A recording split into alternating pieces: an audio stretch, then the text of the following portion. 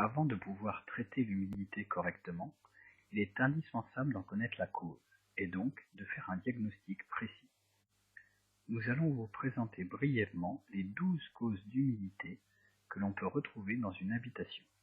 La première cause est la remontée capillaire, que l'on retrouve dans 80% des cas de problèmes d'humidité pour une habitation, si l'on met à part les problèmes de condensation, qui sont des problèmes liés le plus souvent à des problèmes de ventilation, plus qu'à des problèmes d'humidité. Les autres causes d'humidité sont par exemple l'hygroscopie.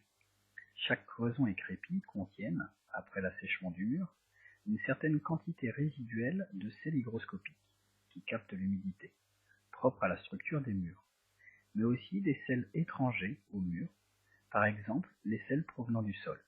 Ces sels absorbent et retiennent de l'humidité. Nous avons également les intempéries. Si la pluie frappe directement les murs, l'humidité pénètre dans le crépi, ciment, chaux ou plâtre non résistant à l'eau, ou dans les murs sans crépi. Nous avons ensuite les défauts techniques. Cette humidité est causée par l'absence d'une protection adéquate contre l'infiltration de l'eau de pluie. Dommages causés au toit par exemple, ou aux matériaux du toit, cheminée insuffisamment étanche, absence de matériaux isolants à la surface du toit, cheminée hors d'usage. Cela peut également être dû à des dommages au niveau de la tuyauterie, des gouttières endommagées ou obstruées, des tuyaux d'écoulement et d'évacuation obstrués. Ces éléments favorisent le développement d'humidité. Nous avons ensuite la condensation. Ce phénomène est très courant et relativement connu. La condensation est due à une différence de température entre le chaud et le froid.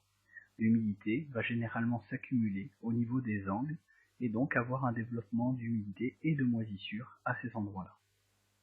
Les travaux peuvent également être un problème d'humidité. On appelle humidité de construction cette humidité, car de l'eau est incorporée dans les murs au moment de la construction ou des rénovations. Cette humidité s'évapore lentement, pendant une période qui peut aller de 1 an à 3 ans environ, suivant la nature et la quantité des travaux ainsi réalisés. Nous avons également les projections. La pluie rebondit sur la surface lisse se trouvant à côté du mur externe, dalles de ciment, regoudronnées ou autres, et l'eau est projetée sur les soubassements. Cela peut être dû également à un trafic important qui projette de l'eau de manière régulière et récurrente sur les murs. Nous avons ensuite la pression hydrostatique.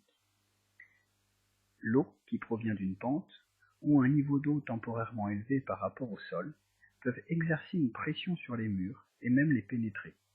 Une fois à l'intérieur du mur, l'eau est dirigée vers le haut à travers le système capillaire.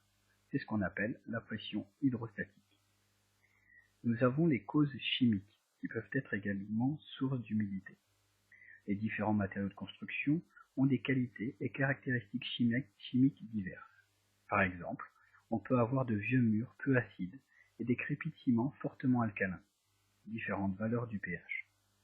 Ces effets chimiques provoquent un transfert électrochimique de l'humidité des murs, ce qui attire encore plus d'humidité et aide à mieux la retenir. Les matériaux rouillés, tuyaux d'acier, châssis en fer, etc., produisent un effet similaire sur l'humidité contenue dans les murs. Un assèchement complet des murs sera possible uniquement à travers l'élimination préventive de tels facteurs de perturbation chimique. Nous avons également des causes géologiques. Nous avons comme facteurs de perturbation géologique des cours d'eau par exemple, des sources souterraines ou des fractures tectoniques. Nous avons des facteurs de perturbation techniques. Ils sont causés par les émetteurs de télévision, radio, radar, téléphone portable ou autres émetteurs, qui produisent une pollution électrique. Il existe des mesures préventives capables de réduire ce type d'ondes.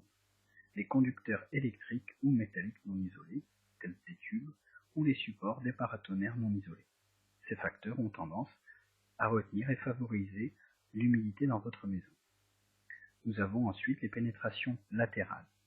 Les eaux superficielles qui se forment à partir des précipitations peuvent pénétrer facilement dans les fissures se trouvant entre le sol et les murs des bâtiments. C'est pourquoi la partie du mur qui se trouve en dessous du niveau du terrain, par exemple les murs de la cave, deviennent souvent très humides. Enfin, nous avons les infiltrations. En présence d'une isolation verticale défectueuse, par exemple les murs externes d'une cave qui touchent le sol, l'humidité peut pénétrer latéralement à travers le système capillaire jusqu'à traverser le mur tout entier. Plus le mur est large, moins il y a d'humidité par infiltration latérale, et meilleurs seront les résultats du système Aquapol. Ainsi, si vous le souhaitez, vous pourrez avoir une maison complètement asséchée, intérieurement et latéralement. Et ce, en combinant l'utilisation du dispositif Aquapol avec des mesures correctes d'assainissement. Voilà les 12 causes d'humidité résumées brièvement. Nous espérons que cela vous permettra de découvrir la ou les causes d'humidité dans votre maison.